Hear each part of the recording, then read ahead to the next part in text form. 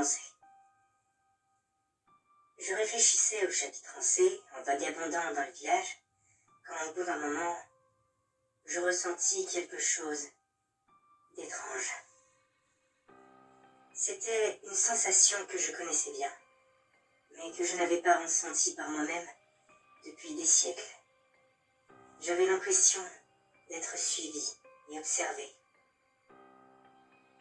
Mais normalement, ça devrait être impossible, car j'étais censé être seul dans le village depuis que le prisonnier l'a quitté. Du moins, c'est ce que je croyais. Visiblement, je ne suis pas aussi seul que je l'imaginais.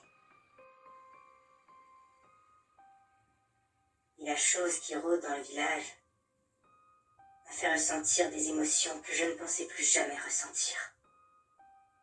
L'oppression, le malaise, la peur. Cette impression d'être traqué, sans espoir de fuite. Et pourtant, j'ai eu l'impression de la connaître.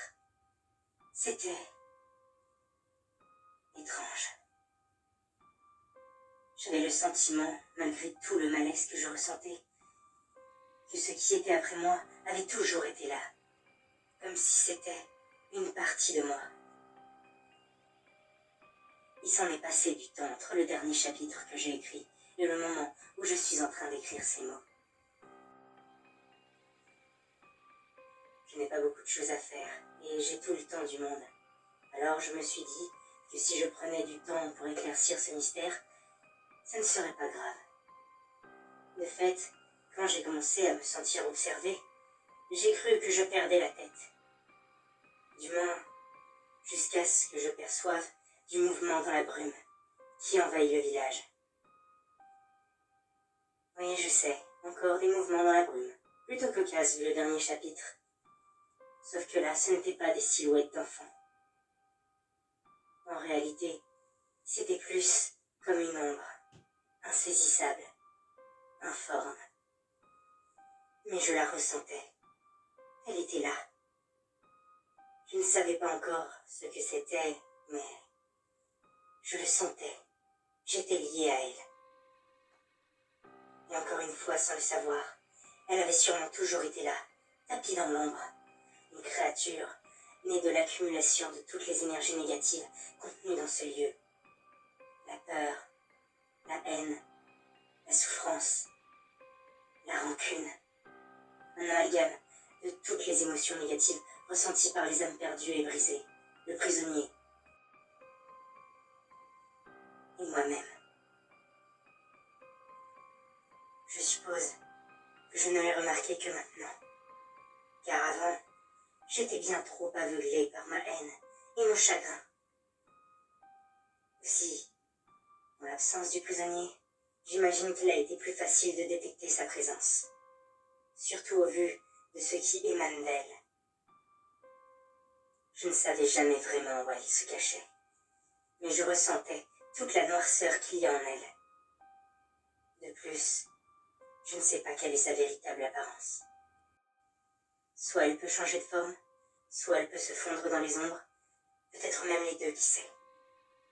Mais j'avais l'impression d'avoir un prédateur, me traquant et n'attendant que le bon moment pour bondir des ombres et me dévorer. Je me suis demandé si elle me voulait du mal. Mais pour l'instant, jusque-là, elle n'a eu l'air que de m'observer. Quel est son but? Pourquoi se manifeste-t-elle maintenant? Les réponses à ces questions me sont encore inconnues. Mais au bout d'un moment, ce malaise que je ressentais m'a tellement agacé que je suis revenu dans la bibliothèque du village en espérant qu'elle finisse par me lâcher. Et à la bonne heure, c'est ce qui s'est passé.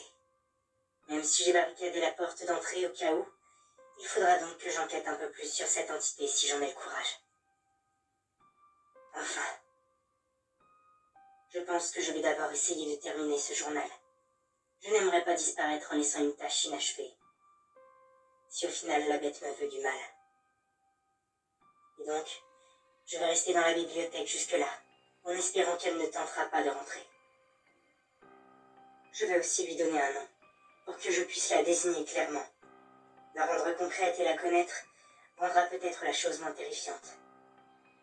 J'espère. Au vu de son comportement, je pense que la bête dans les cauchemars, ou la cauchemardesque, serait une appellation plutôt adéquate.